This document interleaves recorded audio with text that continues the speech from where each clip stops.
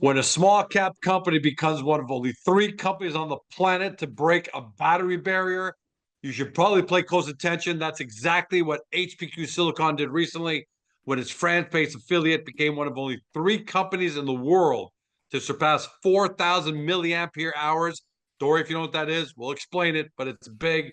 And that's thanks to batteries made with a blend of graphite and their advanced silicon-based anode material. Today, the press release we're talking about, silicon anode batteries outperform graphite by 39% with 98 capacity retention after 150 cycles.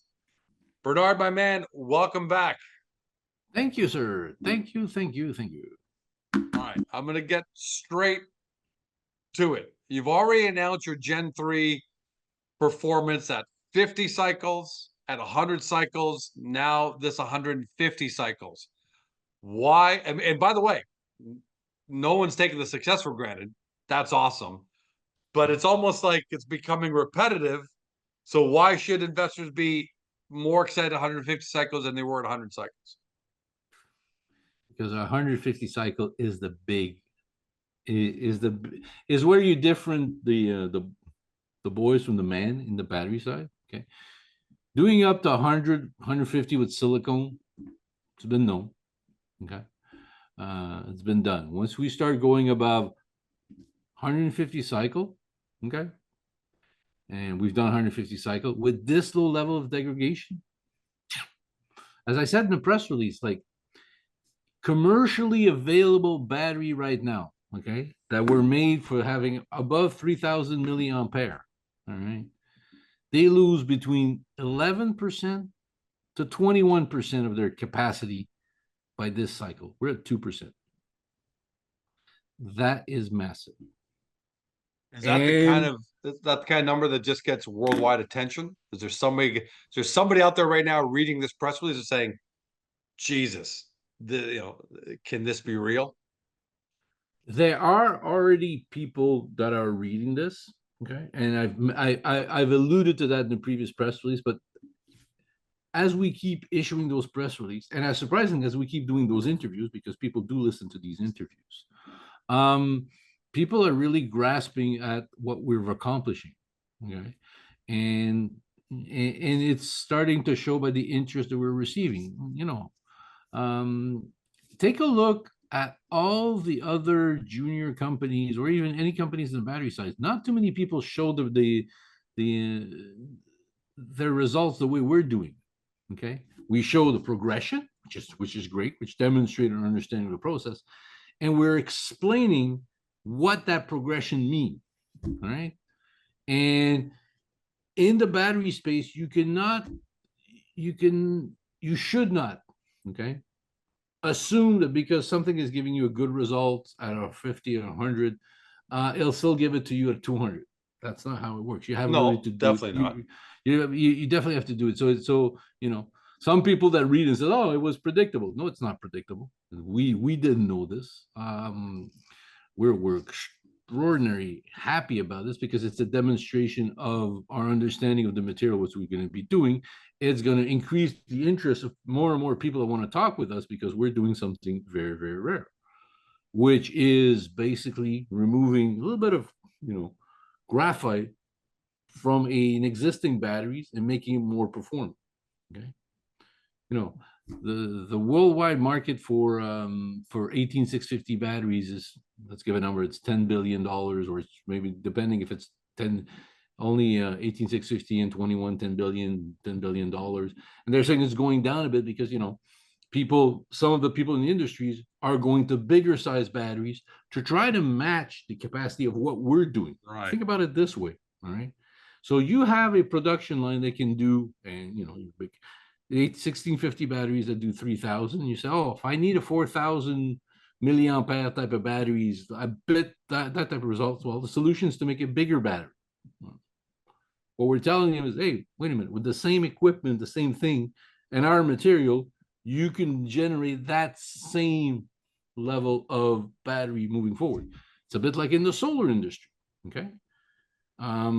People figured a way of doing better the solar industry, so it kept increasing. You didn't have to go to new technologies, you just improved improved it. So that's what we're doing. We're improving the 18650 batteries. And those are real applicable. We can now compare ourselves because we're above 150, okay? Or we're with the 150 mark, and the trend toward the future cycle looks very positive. We can now compare ourselves to commercially available batteries that are high performance commercially available batteries. I'm going to push people to go back in their mind, but when we issued a press release about the world record, we showed that there was a graph. I suggest people go back to looking at it. There's a graph when they finally got the batteries in the 3,000 areas. That was 2015. Since 2015, nothing has been moved. But those batteries, okay, are the core of the mainstream of the batteries of people 18650. And now what we're demonstrating is, we're doing this, okay? And even at the end of our cycle, 150 cycle, our battery is still 39% better than the best one out there.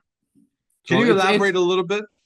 About a minute ago, and it stuck in my mind, you said we're already having interest shown, something like that. I'm paraphrasing. Yeah, Can you elaborate on that? Like, I know sure. you can't say from who, but the nature of the discussions, okay, maybe the kinds of discussions. I'll bring this back to the Fume silica example. All right. When we started Fume silica, and we started to publish our first result, and we showed some image of the material. Okay. We ended up signing multiple NDAs with different serious parties. All right. That led to the signature of an LOI with Evonik. Okay. We are seeing literally the same type of interest from people that are some senior company that are involved into synthetic graphite that are showing massive interest in this because there's such a synergy. Okay. For them, they want to sell their synthetic graphite, okay, to battery manufacturers, but they know that they know that silicone is going to be included in their material, and they're saying this startup is already there pushing it at the limit, and basically expanding what was thought to be feasible at this present moment. The interest is there. So those use cases because you've talked about this in the past, are those companies that you talked about use cases that are 150 cycles and lower, or these companies that are at larger cycles where their applications are for a larger amount of cycles? So you still have to show them something, or maybe both.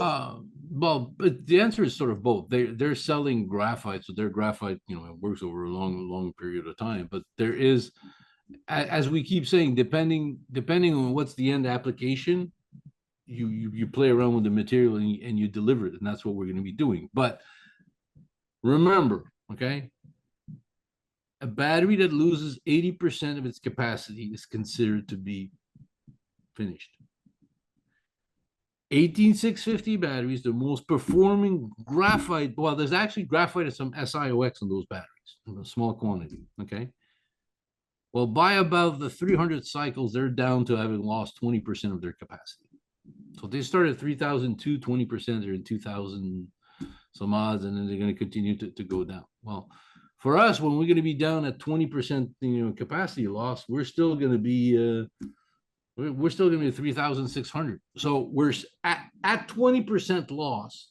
Let's say it's a 250 from a much higher. It's still a much higher batteries that can deliver powerful powerful energy retention. Because remember, we're not selling a one-time batteries. We're selling a rechargeable batteries. So maybe at the beginning the applications are high power energy, and then we reuse it, or they are basically reused for other applications that needs other type of synthesis. So you suddenly have a much better battery. And this is what we're demonstrating. This is what we're delivering. And within the entire infrastructure of HPQ, okay, we'll be able to do everything regarding the silicon, starting from the quartz conversion to Si, in a low carbon factor, which is what everybody's looking for, because the ultimate goal of going electric is supposedly to reduce the carbon footprint. That's the ultimate goal. So you need, you know, high performance batteries that can deliver under multiple cycle. There's a big market for just, you know, for just 300 cycles. Very So massive market. what's it going to take? So it sounds like well, you're kind of telegraphing a little bit that you may be following loosely, but the same kind of path as you did with Fume Silica, and you put these great results in Fume Silica, and it was a matter of months when you had 3 NDAs signed with major players, then obviously Evonik and the LOI. Um, do you do you have a can you give us some guidance or level of confidence that and maybe you can't even answer this, but I'm going to ask because again, I can feel everyone at home saying, ask this question. Do you think we might see those style of NDAs for this side of the business before the end of the year? You know, before the Oh, and NDAs are going to go much faster. NDAs are going to be much wow, faster. I wow, think by the end of the year will be probably most no, and the NDA is the start of conversation. What happens is we publish those results. We want to talk to you guys. We say, okay, well, you sign an NDA before we go forward. That's just normal business operation. Maybe probably by the end of the year, maybe there's room for a multiple LOI. wow. Okay, didn't see that coming. You and I don't discuss this stuff in advance. I Ah, think so much for investors well, thinking, uh-oh, we're gonna have another empty 30-minute. And by the way, I actually said to you in a message on WhatsApp earlier this afternoon, I said, maybe we don't need to do an interview on this one because you know, great progress, but it's gonna be almost like a duplicate of the last one. And you're like, no, no, George, we need to talk. So now I know yeah, why you're saying that. So yeah. wow, that's something we do you need to move on to the Gen 4? Like, because we know that you're at Gen 3 and you're not optimized. I didn't read, I don't know if you use that term again in this press release, but Well, at one is point, this I stopped cutting words in the press release. You know, it's like there's a bit of a template, and we sort of like we're following the template because we're showing our progression. Okay, think about this as a mining company. Okay, so we hit a gold intersection that was this wide. Every 50 cycle we do, we increase the size of, and at one point, okay, at one point, that gold deposit becomes, oh, that's a massive one. Well, that's about what we're doing in about it. Every time we get those type of cycle, those type of results, moving forward. So I'm very confident in moving forward. We'll move forward. We'll keep getting very good results. Till when, I don't know, but I'm very confident it's going to be there. But I'm also confident to say that the progression we've done, going from basically creating a benchmark graphite battery that's probably pretty close to the top ones out there, okay? And then being created J1, and we can see a 150 cycle. You're gonna share your screen? Is that what you're gonna do? Yeah, you're right. I was looking at my screen. I forgot I didn't share it. Yeah. Well, one. Well, look, that was a good conversation. I don't think we need to share it up to then because that was a pretty good conversation we're having there. No, so this look, we're pretty straight line. Okay. Now you start to see here Gen 2 starting to go down a bit in capacity, and then you really see Gen 1 going down. Okay. But when you see a descending pattern like this, okay, you know your battery is basically it's under fritz. It's gonna go Sure. kaput. It's especially with silicone. Okay, silicone does that. Then it crashes.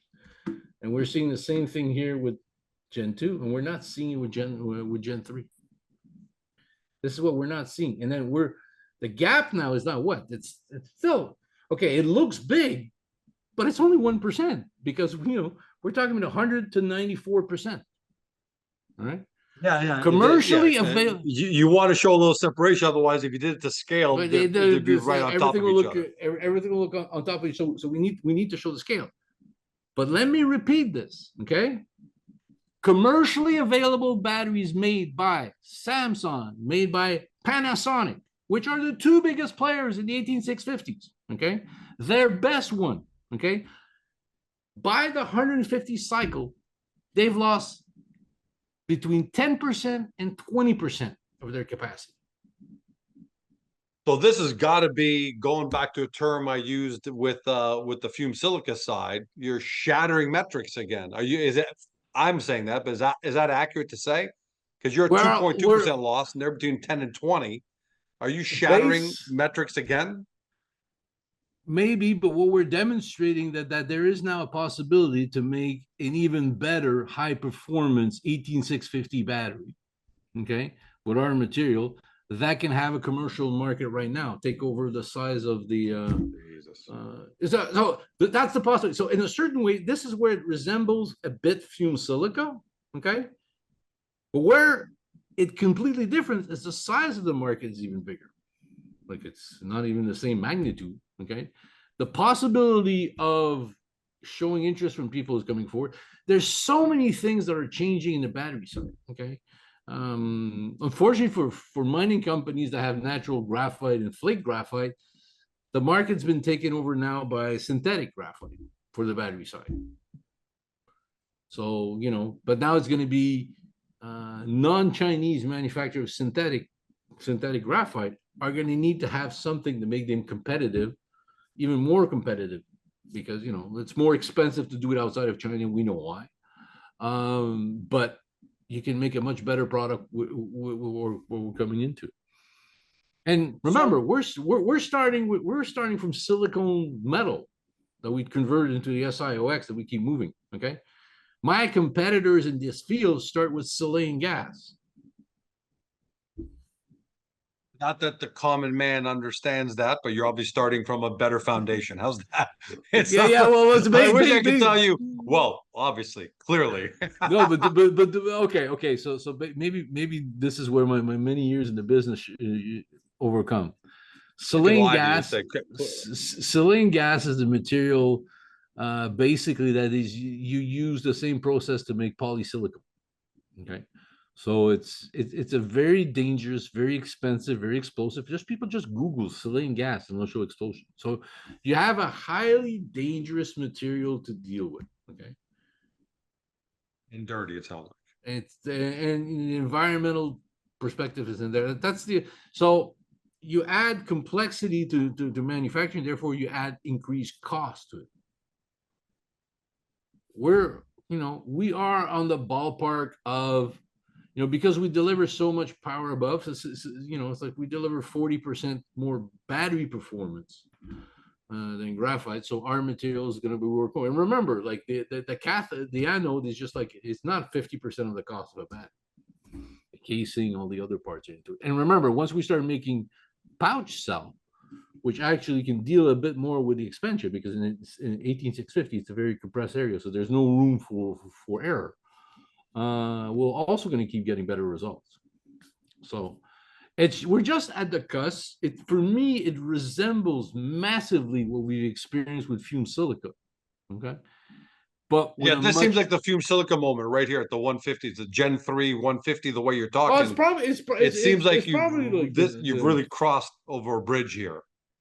It's okay. I'll say this: it looks like we're crossing over the bridge. I will confirm it once we have 200, 250 cycle results. Okay, and I was about to ask you. Great, so but I was about to ask you, what should investors expect? And maybe not just investors, but the industry who are watching, and maybe the people you're talking, is it going to be Gen 3 at 200, 250, 300 cycles? Or is it going to be Gen 4 and you're going to start again at 50, 100, 150, 200? What should we all expect? Because of the results of Gen 3 at 150 cycle, we're going to push it much further down the cycle line. Then it's actually a debate that we're having. Because we have some requests for some batteries. So are we going to be doing a batch of batteries to send to commercial application to demonstrate the potential? And that's the debate we were actually having between me and the CEO of Novation is, should it be a Gen 3 or should we be a Gen 4? Gen 3 will know pretty much what it is, but So it sounds like you just ride out Gen 3 and see what happens here next 250, 300 maybe. And Yeah, well, And that's what we're gonna write out. But the Gen 3, if we go to 250 to 300 cycle, okay, and we lose, let's say, 10%, okay, already much better than anything that's out there. Because at 10% for where we start, okay, it's still above. It's still going to be above our Gen 1 results. Well, Gen 1 results just died after. how long does it take to do these tests? So, all right, because you've done 50, 100, 150. You know, to test 200, to test 250, do you need a couple of days, a week, 10 days? Like, how long does it take to, 200 and then 250? And Around less than a week, but then I got to write the press release. Not that it's complicated, but you got to write it, you got to validate. you got a you gotta boilerplate, like you said. You just got template Well, now. I got the boilerplate, but at one point I got to put a bit of changes into it. It's like I want to expand more about the market potentials of 1860, 18650, and the other size batteries and those issues. So, this is becoming a real solid business case, in the sense that, okay, we can make some pretty darn good efficient silicone material for batteries, and the business case is going to be good for Europe, is going to be good for the USA or Canada too. And our timing is perfect, because in a certain way, one of the reasons why a lot of the battery hype has sort of died down is because of the cost related to building these things, right? What we're looking at doing is making 18650 batteries as performance as 2107, which is the next cycle up, okay?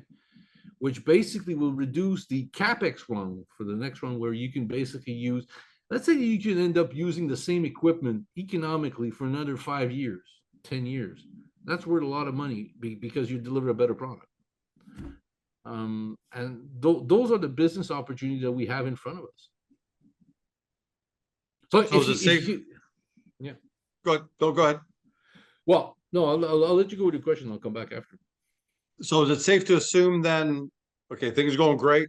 Sounds like you're having some pretty great discussions. You're thinking of LOIs, multiples before the end of the year. I mean, we're sitting here essentially mid-September, a little less than that, but still essentially mid-September. So can we expect this cadence from this side of the business, from the battery side, every 7 to 10 days? So should we be expecting the 200 cycles to come out in 7 to 10 days, then 250, another 7 to 10 days? It's a realistic expectation. Wow. All right.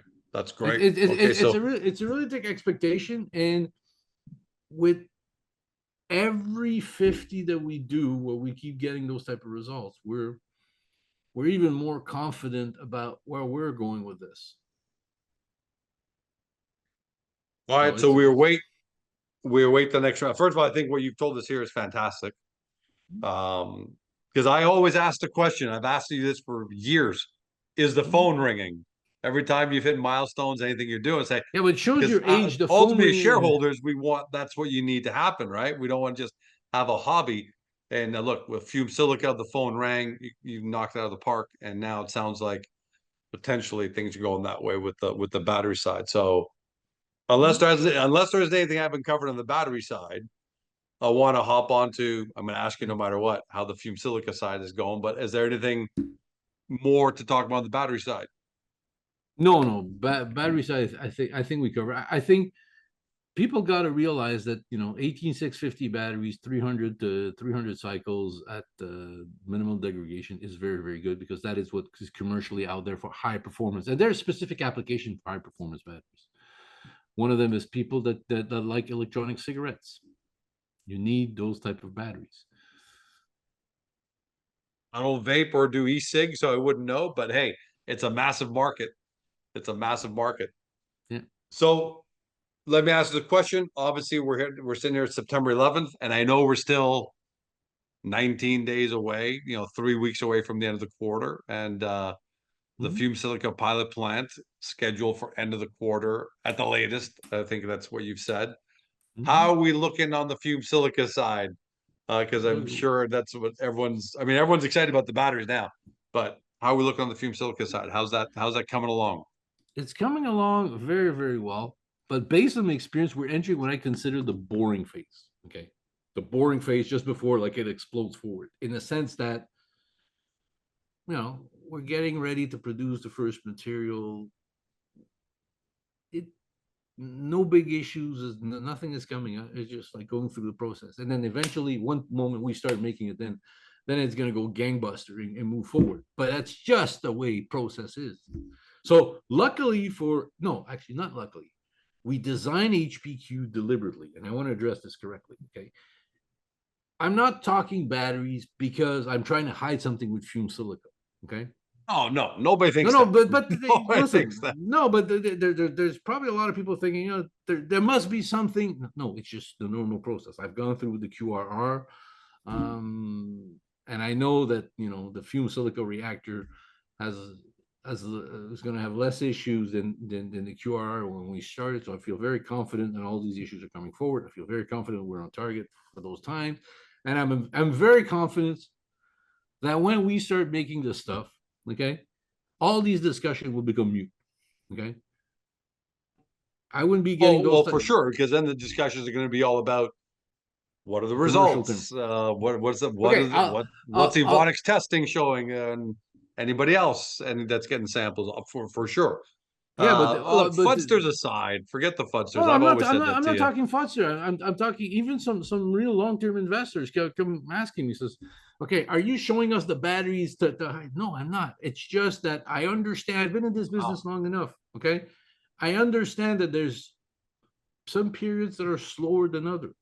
So instead of not having anything to say, well, lo and behold, we actually have incredibly good things to say. And then after it's going to be hydrogen. You know what? I guess I've been around long enough that I don't have that sense of urgency. But maybe you're right. Maybe there's some investors who are thinking, Well, "Hey, the pilot plant hasn't, listen, hasn't happened, hasn't started producing samples yet. So listen. what's going on?" Yeah, we While issued you're this talking, great. by the way, ironically enough, I got to turn around and plug in my laptop because I'm going to run out of battery I time thought here. we So kept it short enough for you not to have to plug in your laptop. no, well, I'm just not taking a chance. That's all. I don't want to take a chance. Yeah, But don't lose this great continue interview. on there with what you're saying. You just made me lose my concentration. Remember, I'm getting old and senile. We're talking about that you're not pulling off a shell game here. No, Some yeah, people yeah, but concerned. it's not the way I want to come out. But for me, like fume silica is super exciting. When I talk to the guys at Evonik, I have people that are coming to me and says, okay, Bernard, how much money you need to build 10 plants? This amount of money. Let's make a model. Okay, where are you going to build your first plant? I'm going like, okay, guys, okay, we have to wait till at least, you know, December when we finish the run of the pilot plant. So we basically have a You're already having discussions already with people who are saying, oh, "Hey, yeah. In addition to Evonik and those issues, some people saying we want to come in and finance the building of the plant because they're going to be so economical, especially if we have an offtake agreement with Evonik." Like, okay, like let's just get the plant going. So you understand that I'm as impatient as anybody else. It's just I have been through this ringer many times, and I said, okay. no, I've watched enough great growth companies grow, small cap, but especially in the large cap world, Silicon Valley, VC funded. I've invested in some, and you have to have patience. I think Warren Buffett actually says that, right? The difference between good investors and bad investors is patience, Yeah. right? That's what it is. Everyone wants not everyone, but so many people want a quick hit or something like that, and they don't realize that you got to be patient a little bit. So I'm okay with it, and I think most of the investors of HPQ are okay with it. They're just more anxious, like they just want to get that new. They want to wake up. I want to wake up. Pilot plant done. Samples now, on schedule to be produced. And yeah, but and you do realize that once we do popcorn. that, then it's going to be the question. Okay, financial terms of the negotiation. Right? Of It's an ever ongoing concept. It's like it's never ending. There's always Tom always going to Brady. be. The more games Tom Brady won, the more questions he got. Right? Okay, you won the division. Are you going to win the conference? How are you going to win the Super Bowl?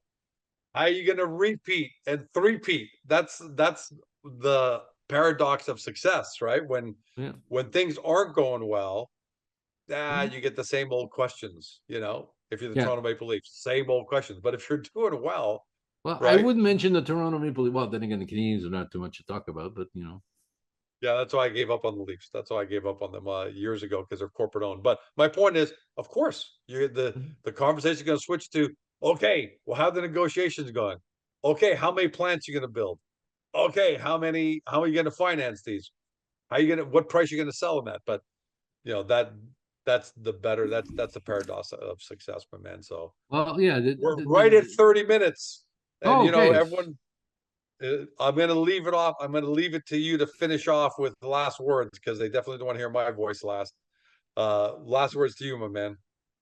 No, I'm extraordinarily happy where HPQ is. We've done tremendously with a small team, dedicated people, the Novasium team, our work with pyrogenesis with Fume silica, and it's paying out. And the investors have been patient. You know, if you look over, see, it's a funny thing. I've been paying attention. I've been doing this for many years, and there's a lot of companies that have started at the same time that went higher than me and then crashed. So I've tried to learn a lot from what they did wrong, and I'm sticking to the plan. And what's the plan? The plan is going to be to figure out to implement strategy to monetize. And I believe that we can monetize the fume silica. I believe that the battery side, we can start to thinking how we're going to monetize it. And then we can go back and says, how can we use our QRR to make something specific and make it even more valuable? And in parallel, all the hydrogen work that we're doing. So we have what it takes to keep moving. It's funny. I talked to some investors and said, "Wow, you guys keep issuing great news. Are you going to be running out of great news?" I keep telling them, "No, we're just entering into the phase where we're going to keep having great Yeah, news." I love the confidence, man. I love it, Bernard. I love it, man. And if and when that all happens, it couldn't come to a nicer group of guys, and a great group of shareholders who have been loyal and believed. And a lot of that's because this great collaboration, engagement, communication. You're fantastic at it. So, you know, fingers crossed. You have all our support, and I guess I'm going to see you in 7 to 10 days. But I'm going to be in Singapore.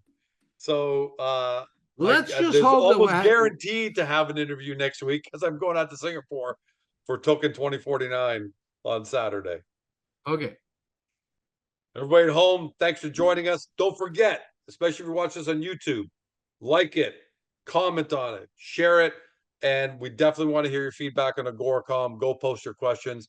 Bernard's been a little bit. You guys let him off the hook. He hasn't had to answer too many questions, but let's get him answering questions again. And thanks for joining us, everyone. Have a great day. See you next time. Hey Small Cap fam, I hope you loved this interview because more than a dozen people were involved in its production for the sole purpose of making you happy. If so, can you take a moment to support both our awesome guest company and Agoracom? Your engagement means the world to us. First, if you enjoyed this video, give us a thumbs up by tapping that like button. It's a small gesture that helps this interview reach even more potential investors to discover today's guest. Second, we would love to hear your feedback on this interview, so please leave a comment below. Be sure to keep it clean, but feel free to poke fun at George. If you loved what you heard on today's video and want to dig into our guest company right away, take a look at the links in the description below. And while you're at it, hit that subscribe button and ring the notification bell to never miss another great Agoracom small cap video. Thank you so much. We couldn't do any of this without you. Make sure to come back soon.